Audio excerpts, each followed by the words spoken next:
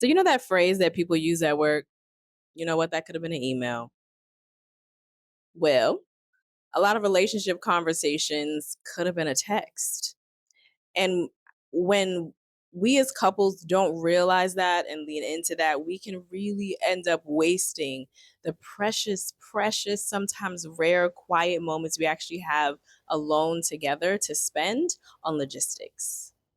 And that can really suck because we don't really want to do that. But a lot of times we feel like we have to do that. I remember I was talking to this couple and they were like, the only time that we have alone and quiet to be together is when the kids are asleep. And I get it when you have small kids, a small child, small kids, and like you're like the only time we have is when they're asleep, and then you are exhausted, and yet you still have many things because we're adulting and life is lifing.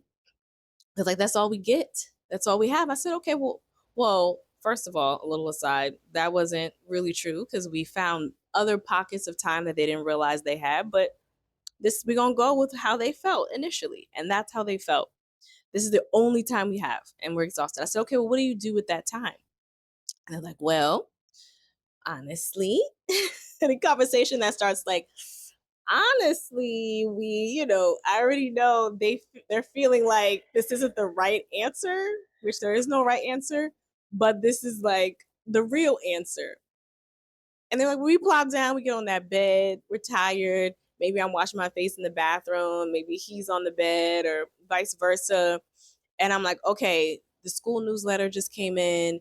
We both have to volunteer for at least 2 events this year for the school, and we got to let them know we got to sign up for something by next Wednesday at 3 p.m. Eastern Standard Time.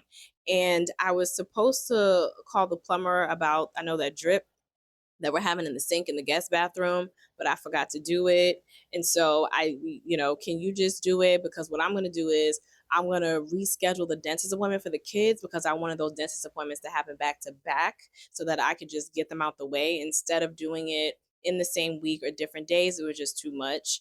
And you know what? Maybe I'll bring up those forms now for the volunteer and we could just like this is what we are doing with our time in that moment. This is what they were doing with their time. If that sounds familiar, if you were chuckling in your spirit, because I get it too, just let me know down in the comments. But the reality is that I get it because sometimes you're so busy with life because life is lifing. You have so many responsibilities, putting food on the table, grocery shopping, dentist appointments, all the other appointments, school obligations, transporting kids to and fro to all of their many, many things in school and outside of school, figuring out what you're going to eat for dinner, making said dinner, or if you're going to ordering said dinner, spending money to do that, budgeting, looking at your budget, seeing where you went over, like cleaning, laundry, like gutters.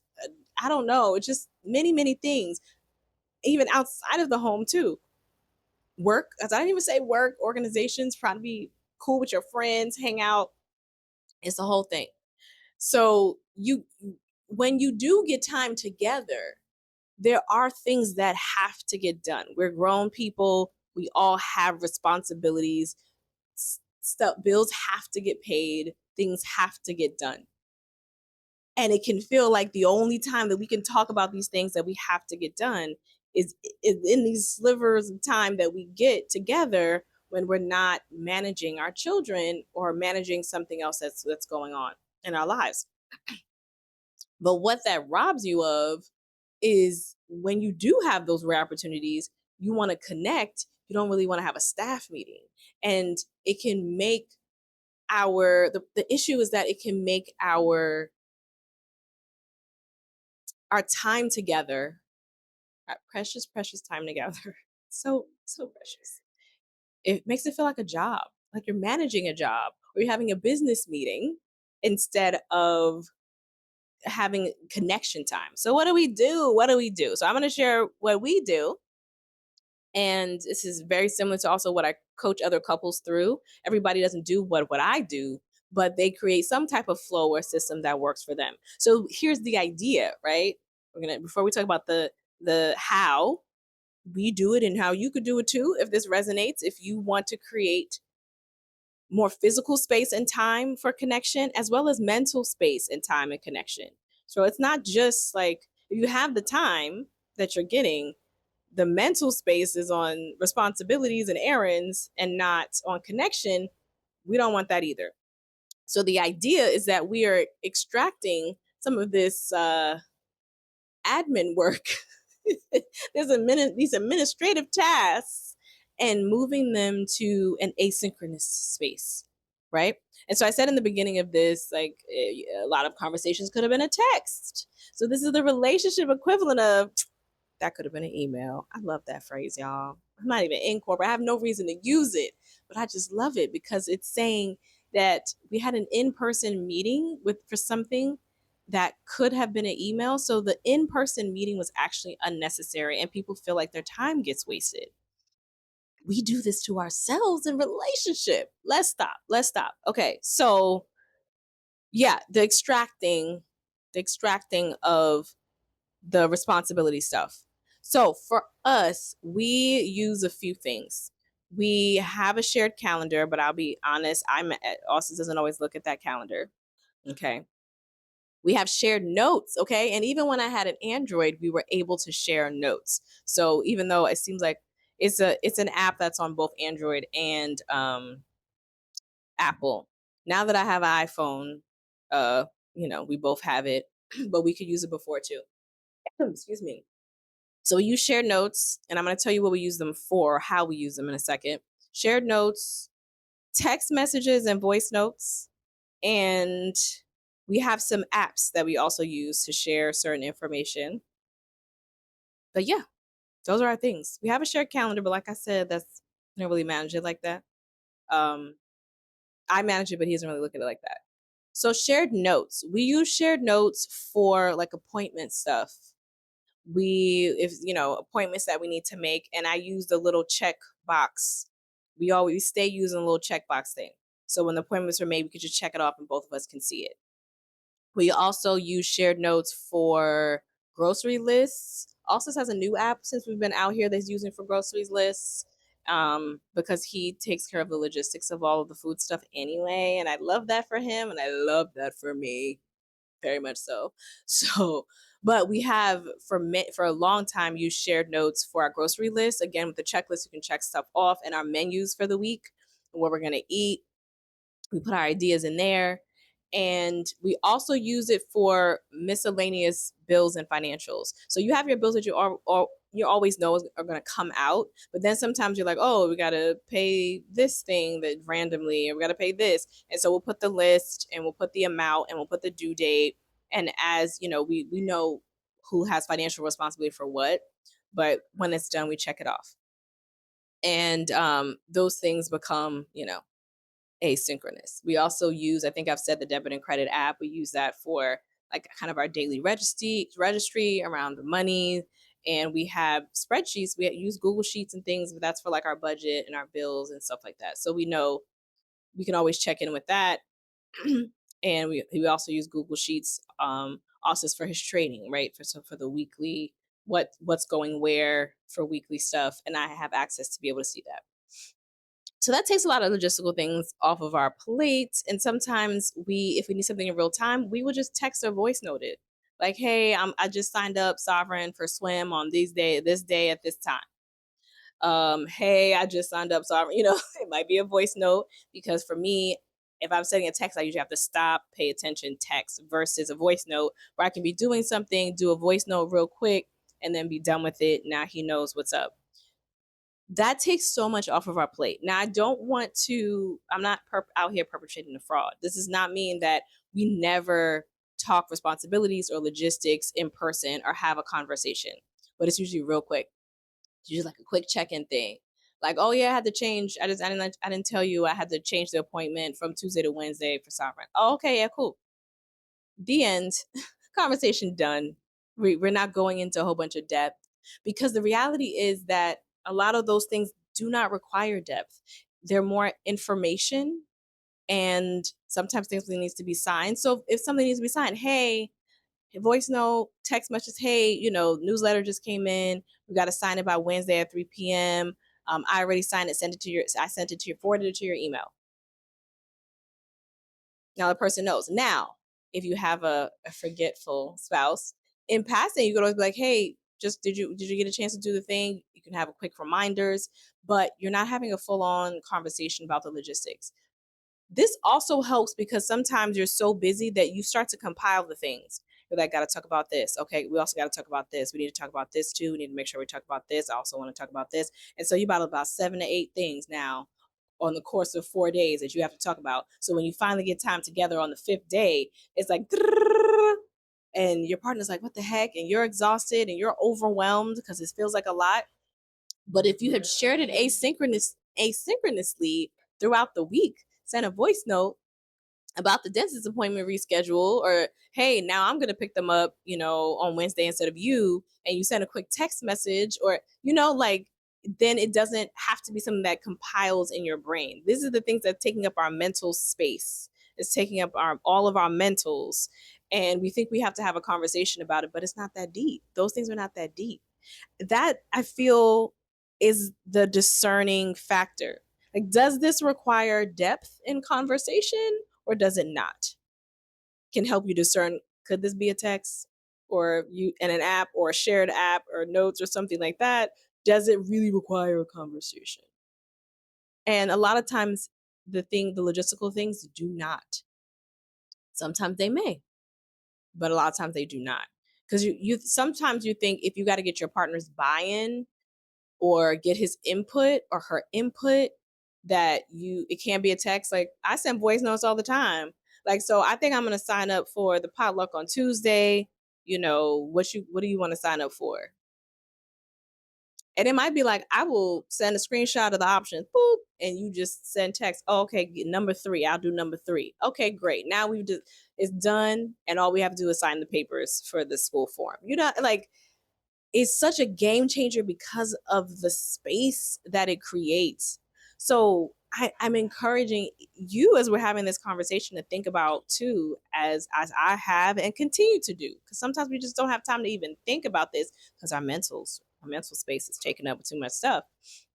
What can we offload to a text or a notes app or something to that nature so that we can do what we will with our time together? And let's talk about the time together. What does that look like when you're not talking logistics? Like, did you call the plumber? Okay, so let me look up the plumber right now. Let me go on Google. Okay, let me look at these plumber reviews. Wow, we could do that. We could do that on our own and share the information. Teams, the irony is, teams do this in corporate America. They have a lot of asynchronous communication, which is why there's this. Okay, which is why, let me finish that thought. Because my brain is doing a lot, my mentals. Which is why people get annoyed when they're being called into a meeting that could have just been written in the team chat, could have been something that you sent a document for or an email. Why are we having a meeting about this? We don't need another meeting. I think people just like calling meetings. They just want to see people's faces. We just want to connect. I think the meetings, you know what? I cracked it. I cracked the code. We're having the meetings, the unnecessary meetings, because people just want to see people's shiny faces in person, people moving around their day, and now you get to have like a big group meeting, you get to see everybody, hey, Shonda, how you doing? You get to kiki a little bit before you get to the nitty-gritty stuff. People are longing for connection. That's why they call in those unnecessary meetings. But teams do this. They have team chats and things for asynchronous communication. And when they connect, they want it to be purposeful. And this goes for us too. So when you connect, you don't talk about the logistics or responsibilities. If you do, have it be quick. Remember my quick example? Like, oh, I just want to let you know that I changed the date of the dentist appointment. Wednesday, you're good. I'm going to pick up the kids from soccer. Like, that's the end of the conversation. That's about as much as we need. And then the rest is just conversation. It's just enjoying company. It's just take a moment to just be, just to exhale My husband, when we're out or when we're just, we could be right here. We spend time just here because the kids in there doing whatever they do. We carve it out right here, and we'll, cozy up. We'll look out into the world and this city view and the cityscape and just talk about whatever. Sometimes it's existential, really deep conversations. Sometimes it's really dumb videos that we've seen on social media and we just share them and laugh. And, we talk about our perspectives on the world. We talk about our perspectives on things that are happening in the world. We talk about just everything in between. Sometimes we're talking about, we're checking in, right? This can be a time to just, how you doing? When we get a time to pause together and slow down and reset and decompress, like, how are you really doing?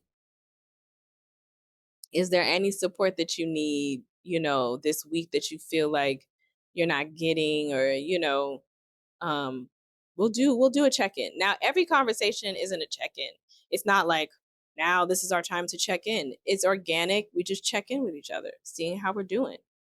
That could be a great way if you don't know how to, if you've been talking about like logistics and responsibilities and adulting so long in your connection time, just checking in with, for real, how each other's doing can be a great way to just start a conversation flow. You're most likely going to go to another place, someplace probably funny. We have cracked up.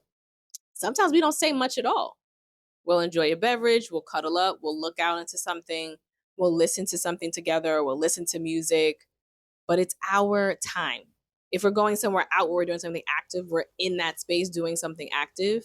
Do we talk about the kids? I know some of y'all probably in your head said no, but I'm not gonna lie. Sometimes we talk about the kids. However, we're not talking about, oh, so who's gonna pick so and so for swim? Let's talk about, when are we gonna make the dentist appointment for Sovereign and Zen. We're not talking about logistics. We often talk about our observations around the kids. We'll talk about, my gosh, Zen is getting closer to 4 now, and I just love the way he's expressing himself and how he's articulating himself more, and it's so cute, and I love it. And it's so interesting having conversations with my, almost 4-year-old, and we'll talk about Sovereign and how she's really growing in her creativity and how they made us laugh, and we'll talk about who they are as people and what we get to and how we get to experience them, but we're not sucking up our time with kid logistical things.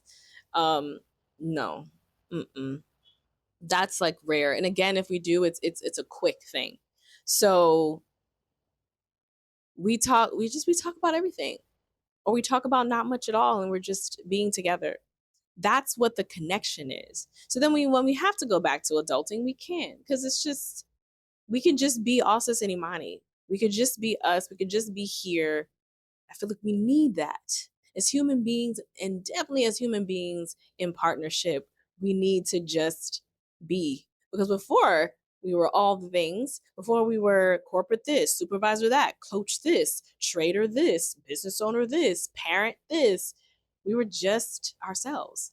That's who we fell in love with in the first place. So let's give it up for those two. Let's have a little time for those two. Let's honor those two. And that's what we do with our time. So when we're able to compartmentalize that administrative stuff over here to asynchronous communication, we're truly able to connect, because if we don't, then it just feels like a job we're managing when we're together, when really we just want to connect. And hopefully it helps with that thing, because I always hear people talk about, I mentioned this earlier, but we have to talk about these things. You do. But hopefully this helps you realize, if you didn't already, or if you don't already do this, that you have options, that there's another way, that you have more physical time and space than you think you do. It's just really about how we use it. How do we use that time? How do we use that physical space? How are we using our mental space? So yeah, that's what I have for you today. This one was cool. I like this one. If you like this one too, I liked having this conversation with you. So if you like this one too, and you felt it was helpful, give it a thumbs up. Let me know what you do in your flow. Maybe you and your boo has figured something out. Let me know in the comments down below. I would love to hear it. I feel like passersby would also love to hear it. If yeah, so if conversations like this about how we can deepen relationship with self and with our partners, I do also a little bit of kind of lessons and lifestyle learned with my family and I having recently moved abroad. I am coming to Imani Aisha every day with a new video. I'm just having off the cuff conversations, sometimes with some notes so I don't forget anything because I can go off on a tangent. Okay. I can go off when I'm excited or passionate. It just keeps me grounded. Um, but yeah, if that's your vibe, this is your vibe. Please subscribe because I would love to continue the journey with you and continue to have these conversations with you as well. So, thank you so much for your time. I appreciate you being here and having, conversing with me in this way. And I'm going to see you tomorrow.